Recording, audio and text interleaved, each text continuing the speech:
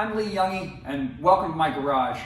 Today we're going to be going over my 2016 R9T, and I have a bunch of cool ideas that I did with mine, and maybe you can get some ideas for your project at home. The guys at Hermes are always happy to help you out, and we can hook you up with the accessories to make it happen on your bike.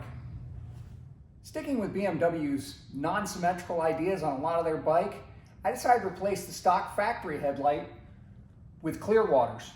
I got one Savina and one Erica. Way more light and a really cool trick look. We started out with Öhlins fully adjustable front fork legs, added an Illenberger carbon front fender, and borrowed HB2 Sport forged rims to finish it off. To give it a nasty bark, we added full race titanium exhaust from Akrapovic. It looks pretty and sounds even better. We did bar end turn signals and bar end mirrors from Rizoma, as well as adding the Rizoma handlebars. The whole bike is done in Alpine white with custom graphics in the German flag theme and R9T sprawled across the tank. Thanks a lot to Lancaster Auto Graphics and Wild Bill for doing up some crazy graphics. We did a custom seat with Alcantara and continued the German flag theme going on right through the piping and the stitching.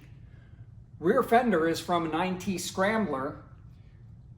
New Rage Cycles did the tail lights and turn signals in the rear. Illenberger carbon hugger fender and fully adjustable Öhlins in the rear as well. I did the black BMW valve covers, eliminated the airbox, and added K&N pod filters. It's got quick shift too. Added an Öhlins steering dampener as well to keep things stable.